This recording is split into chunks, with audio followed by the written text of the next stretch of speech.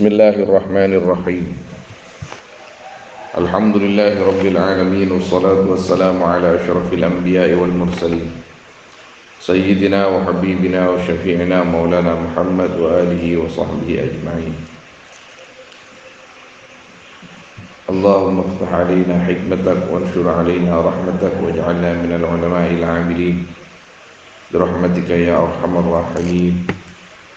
Qala sayyiduna al-imam Ibnu Hajar rahimahullahu ta'ala wa qaddasa sirrah wa nafa'ana wal muslimina bi ulumihi wa ulumis salihin. Wa an Wahb ibn Munabbih al-Yamani rahimahullahu ta'ala qala maktubun fit Taurah, tertulis di dalam kitab Taurat, al-harisu faqir wa in kana malikad dunya.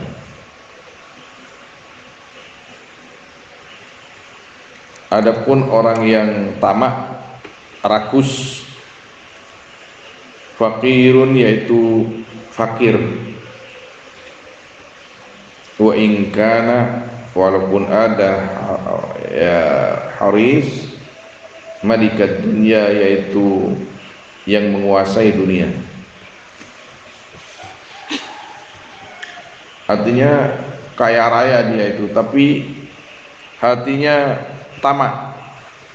Dia itu fakir pada hakikatnya karena tidak pernah merasa cukup. Betapa banyak orang yang seperti ini. Wal muti'u muta'un wa in kana mamluka. Adapun orang yang taat yaitu muta', ditaati, artinya ditaati oleh sesamanya. Wa in kana mamluka, dan walaupun ada muti' yaitu budak. Kalau sudah sampai waktunya sholat, misalkan dia sholat, oh ya silakan. Zahirnya, batinnya lebih dari itu. Orang yang taat, hatinya menjadi orang yang taat, badannya semua muti' kepada hatinya menjadi muta', walaupun dia budak. Bisa mengatur kehidupannya, tidak mau atau tidak bisa diatur oleh sesuatu yang bisa menjauhkan dari Tuhannya.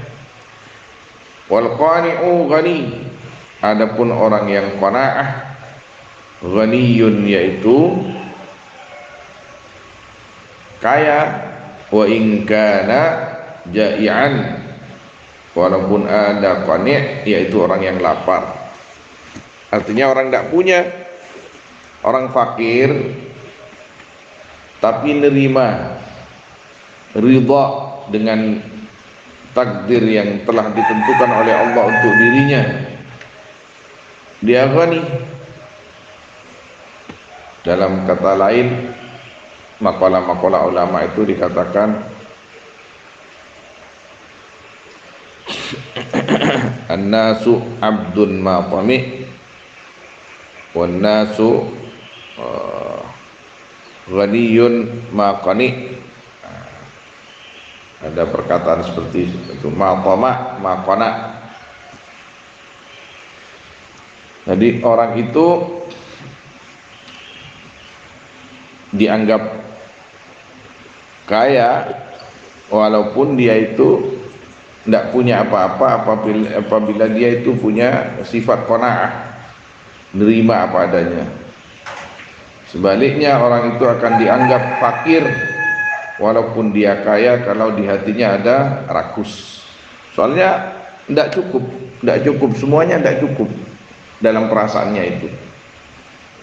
Bahkan orang itu kalau dalam satu usaha misalkan mau berkembang, ini pasti dicoba dengan barang haram. Kebanyakan seperti itu. Dicoba dengan barang haram.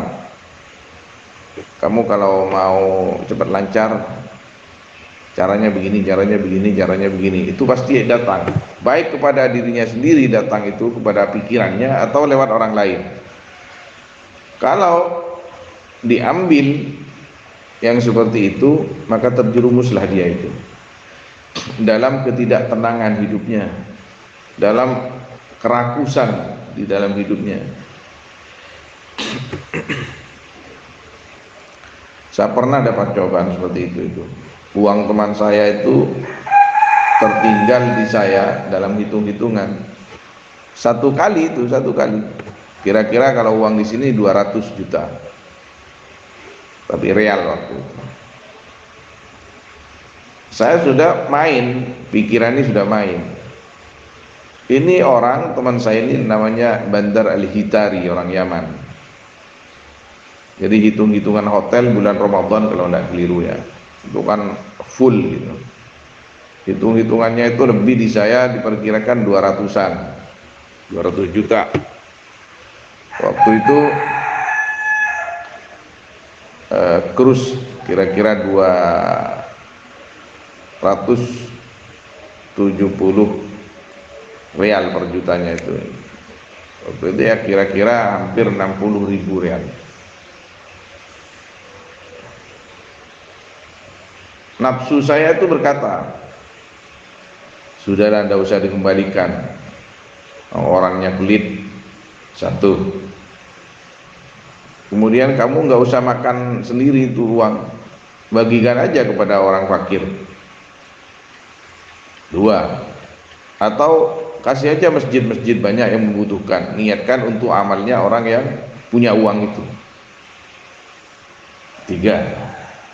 Seperti itu rayuan-rayuan, padahal saya tidak, oleh nafsu saya itu tidak diperkenankan untuk makan uang itu. Niatkan sedekahnya bandar itu, namanya bandar. Lah, pertanyaannya, gunanya itu untuk apa? Bagi saya itu apa?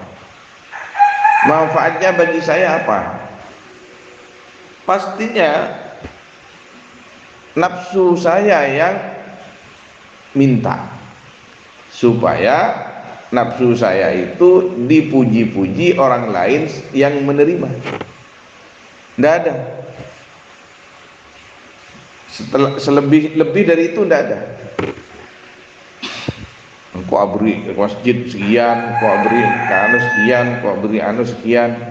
Nanti untungnya saya itu apa? Tidak ada pahala, kan tidak dapat saya. Dia itu syubhat lah. Yang saya kasih itu bisa ghasab, apalagi milik orang itu. Akhirnya saya, alhamdulillah, saya keluarkan uang itu. Kemudian ketika orangnya nelpon beberapa jam atau keesokan harinya ya, nelpon masalah lain, saya bilang, kamu itu kalkulasi ulang urusan dengan saya. Kenapa sih? Kalkulasi aja, barangkali kamu masih punya kekurangan ke saya bilang itu. Saya balik. Akhirnya dia sepertinya enggak apa-apa katanya. Saya enggak punya kurang sama sampean. Kalau uang kamu mungkin lebih di saya. Itu enggak tahu saya. Akhirnya saya undang ke rumah itu. Alhamdulillah, saya bersyukur kepada Allah Subhanahu wa taala, saya bisa selamat dari hal-hal semacam itu.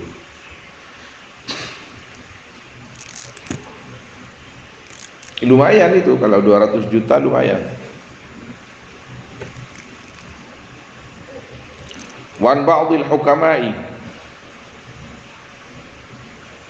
dan diriwayatkan dari sebagian orang-orang bijak, orang bijak ulama, man arafa Allah lam yakun lahu ma'al khalqi laddah. Allah. Barang siapa yang kenal man kepada Allah, ma'rifat, lam yakun maka tiada lahu bagi man minal khalqi beserta makhluk, lam yakun maka tiada yaitu beserta bagi man mal khalqi beserta makhluk ladzatun apa keindahan atau kenyamanan. Wa man arafad dunya, dan barang siapa yang kenal man akan dunia, lam yakun lahu fiha raubah, maka tiada yaitu bagi man dalam dunia raubah apa? Cinta. Orang yang kenal Allah maka dia tidak akan pernah mesra dengan yang lain, maunya zikir terus. Kenapa? Ya karena pasti ada tertanam di hatinya, menyebut Allah ada manfaatnya, ada faedahnya. Walaupun dia tidak mencari faedah, pada akhirnya dia hanya mencari ridhonya. Orang yang kenal Allah Subhanahu wa taala tidak akan memilih kecuali Allah.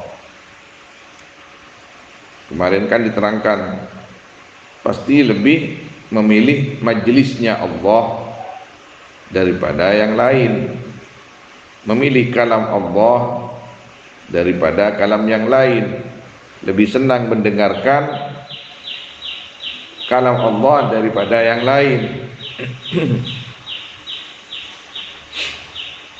Karena cinta sudah.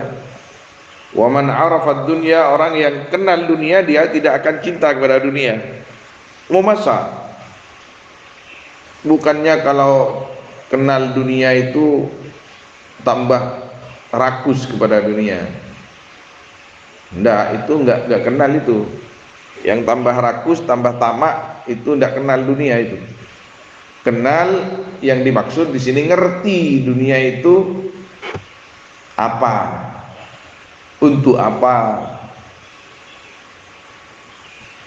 dari mana harus didapat, kalau sudah didapat kemana harus ditasarrufkan, dan bagaimana nanti pertanggungjawabannya di sisi Allah Subhanahu wa taala.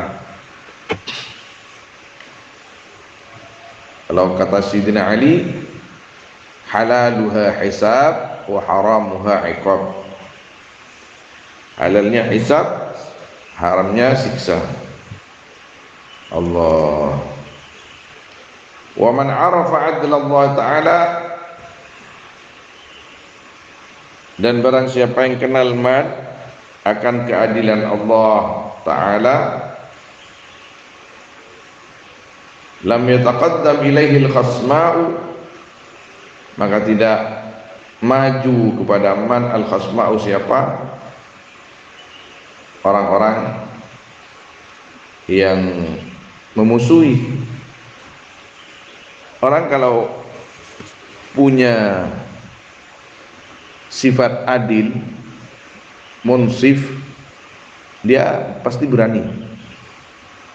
Kalau beraninya karena Allah SWT, siapapun tidak akan berani sama dia untuk mematahkan kebenaran. Ujung-ujungnya naudzubillah, kalau musuhnya itu punya kekuasaan, paling ditangkap. Gak ada jalan lain. Dan itu konsekuensi. Orang yang adil, apalagi punya wewenang kecil, misalkan seperti wewenang berbicara, para ulama kan wewenangnya berbicara, kewajibannya.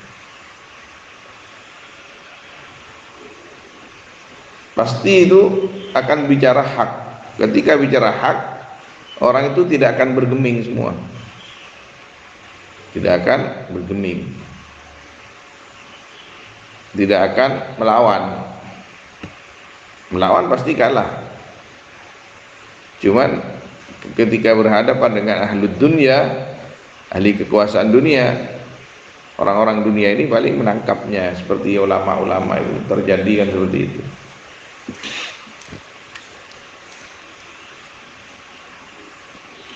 Karena sudah merasa kalah, Ketika mereka berhasil menangkap orang yang adil itu, mereka yang menangkap merasa menang, padahal dia kalah itu, karena dosanya tambah terus atas kezaliman yang mereka lakukan. Wa an Dinnun al-Misri rahimahullahu taala, kullu khaifin harib wa kullu raghibin talib wa kullu anisin billahi mustawhish an nafsi. Adapun setiap orang yang takut, harib yaitu lari, kabur. Takut dari ini, kabur. Takut dari ini, kabur. Dalam kebaikan atau sebaliknya? Dalam kejahatan lebih-lebih. Orang yang takut kepada dosa, kalau ada dosa di depannya, pasti dia lari dari dosa itu. Kalau malah ditongkrongi dosanya, berarti bukan orang khaif, bukan orang yang takut kepada Allah Subhanahu wa taala. Dalam kebaikan misalkan, kalau dalam kebaikan, walaupun kalam ini dikebalikannya. Kalau ada kebaikan, dia juga takut juga. Takutnya gimana? Takut tidak dapat kebaikan, takut terjerumus kepada yang sebaliknya. Larilah dia dari kebaikan itu. Jadi setiap orang yang takut pasti lari, takut terjerumus dalam perkara yang ditakuti. Kalam ini lebih tertuju kepada hal yang tidak baik seperti itu, maksudnya takut kepada yang tidak baik, maka dia lari. Wa kullu raghibin talib, adapun semua orang yang cinta, talibun yaitu mencari. Orang yang mencintai apapun, maka dia akan menjadi pencari yang dicintai. Kullu raghib talib. Wa kullu anisin billah, adapun setiap orang yang cinta kepada Allah, mesra maknanya ini. Orang yang senang sudah zikir, orang yang senang ibadah. Mustauhishun yaitu gelisah, an nafsi dari dirinya man. Tentangnya hanya dengan Allah. Wa qala rahimahullah ta'ala, al-arif billahi ta'ala asir. Adapun orang yang kenal kepada Allah ta'ala asirun yaitu tahanan. Kenapa kok dibilang tahanan? Karena dia itu dalam batas terus. Mau ke sana ada hudud, ada batas. Mau ke sana ada hudud. Mau ke timur ada hudud, mau ke barat ada hudud, ada batas-batasnya. Asir, tawanan, tahanan. Jadi kita hidup di dunia ini nggak bebas-bebas banget. Allah, semua fasilitas yang disediakan oleh Allah SWT ini ada pertanggungjawabannya semua. Badan kita atau apa yang diberikan oleh Allah kepada kita. Wa qalbuhu basir, adapun hatinya al-arif basirun yaitu melek, hatinya itu melihat. Walaupun badannya terbatas tapi hatinya melihat. Wa amaluhu lillahi katsir, adapun amalnya al-arif lillahi kepada Allah katsirun yaitu sangat banyak. Wa qala rahimahullahu taala al-arif billahi taala wa fi wa qalbuhu zaki wa amaluhu lillahi zaki. Adapun al-arif billahi ta'ala wa fi yaitu nistawaki, wafa ya, dari wafa bahasa Maturan, wafi nistawaki, bahasa Jawanya ngistuaken atau bener menjawab, bukan berkenakan namun menjawab. Wafi itu ketika kita diberikan kesehatan, kesehatannya digunakan untuk kebaikan. Ketika kita diberi harta, hartanya kita syukuri. Itu wafi. Wa qalbuhu dzaki, adapun hatinya al-arif dzaki, cerdas. Wa amaluhu lillahi zaki, adapun amalnya al-arif lillahi, kepada Allah, zaki, yaitu suci. Artinya tidak dibiarkan digerogoti atau ditongkrongi sifat-sifat yang jelek seperti riya, takabur dan lain sebagainya.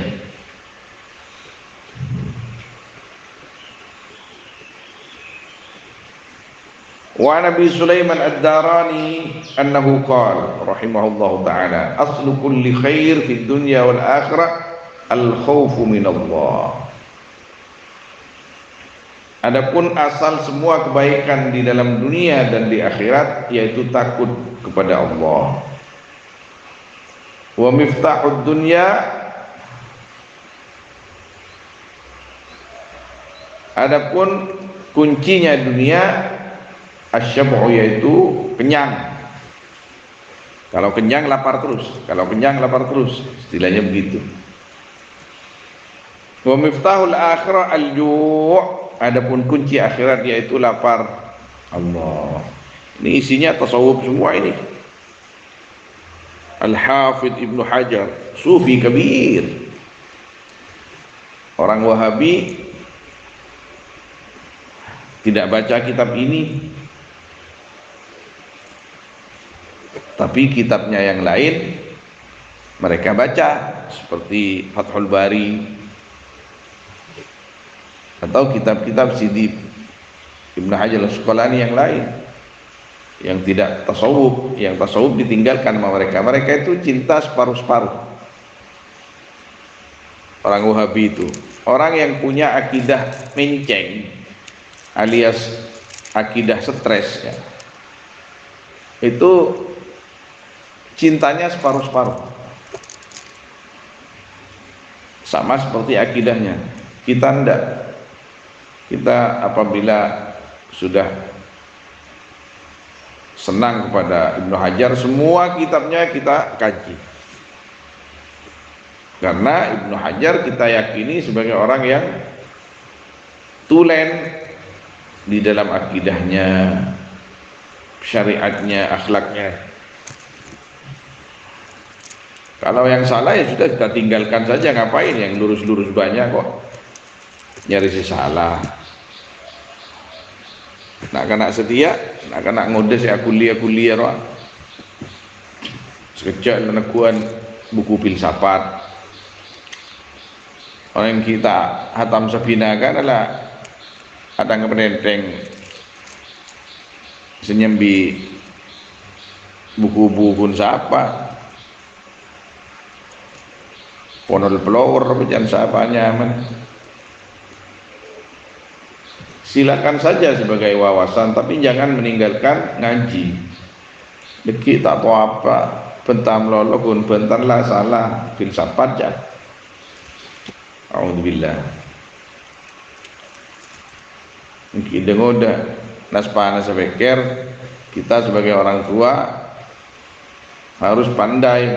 Ini mah kuliahan ber jauh-jauh. Kalau bisa carilah kiai di sana atau dosen-dosen yang memang bisa ngajari ngaji. Toror kesekanjaan bu, caca malu bu. Mulai oleh S pun, jangan jauh ke Gusti Allah. Apa gunanya?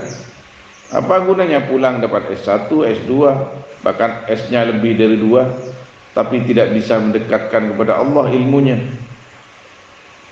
Apa gunanya? Manfaatnya apa? Jadi tambah pintar, tambah jauh dari Allah, khusran, rugi besar.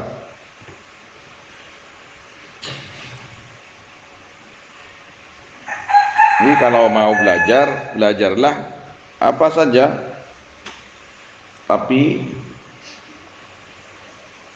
Jangan lupakan pengajian, jangan ibadahnya tambah, zikirnya tetap. Nanti kalau malah pulang cuman bawa titel, ilmunya tidak bisa membawa khasyah kepada Allah, ya masalah besar. Ketika Al-Imam Abdullah Sya'bi rahimahullahu ta'ala ditanya, bukan ditanya, ada orang sowan bilang, ayyuhal alim, wahai orang yang alim. Apa jawabnya beliau? Uskut, innamal alim man yakhshallah. Diam kamu, katanya. Orang alim itu orang yang takut kepada Allah. Seakan-akan beliau itu berkata, saya ini cuma pintar, belum alim. Seakan-akan kan seperti itu min tawadhu'ihi radhiyallahu anhu. Karena tawadhu'nya beliau, Imam Sya'bi namanya. Ayyuhal alim, dia bilang uskut, innamal alim man yakhshallah. Orang alim itu yang takut kepada Allah. Saya belum takut kepada Allah. Padahal orang ulama besar beliau itu merasa belum takut sepenuhnya kepada Allah Subhanahu wa taala. Imam Sya'bi marji' minan maraji', di antara orang yang dituakan di dalam ilmu. Waqila, dan dikatakan al-ibadatu hirfah wa hanutuha al-khalwah wa ra'su maliha at-taqwa wa rihuha al-jannah. Allahu a'lam. Sallallahu alaihi sayyidina Muhammad wa alihi wasallam. Ini tinggal dua ya, ya. Al-ibadatu hirfah. Adapun ibadah hirfatun, yaitu hirfah. Hirfah itu profesi, perbuatan. Ibarat pedagang, ya kita berdagang, tidak tahu maknanya yang pas itu apa, profesi lah. Wa hanutuhal khalwa. Adapun hanut itu toko, penyimpanannya namanya khazinah. Hanut ini toko, tokonya ibadah yaitu khalwah.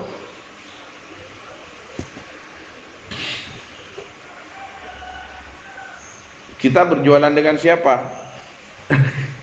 Dengan Allah Subhanahu wa taala. Astagfirullahaladzim. Ini ungkapan-ungkapan supaya kita ngerti hidup ini mau kemana, bagaimana caranya, dan untuk apa diberikan ungkapan-ungkapan seperti ini. Wa sumaliha, adapun modal hartanya yaitu takwa. Waribhuha, bukan warihuha itu. Adapun keuntungannya ibadah semua, yaitu jannah. Jadi kita ini berdagang. Ini kalau di dalam firman Allah SWT, innallaha ishtara minal mu'minina anfusahum bi anna lahumul jannah. Iya. Innallaha ishtara. Benar ya Pak? Innallaha ishtara minal mu'minina anfusahum bi anna lahumul jannah. Jadi Allah Subhanahu wa taala membeli orang mukmin itu, dirinya dibeli. Membayar dengan apa? Orang mukmin itu menjualnya dengan apa? Dengan ibadah. Dirinya disujudkan, dirukukkan, didikirkan. Waribhuhal jannah bi anna lahumul jannah. keuntungannya surga. Allah, ini dari saking baiknya Allah Subhanahu wa taala. Allah Subhanahu wa taala, kata Al-Imam Ibnu Athaillah itu dalam Hikam, tidak mewajibkan kepada kita kecuali karena Allah Subhanahu wa taala ingin memasukkan kita ke surganya. Ketika kita bisa mengamalkan apa yang diwajibkan Allah. Allah.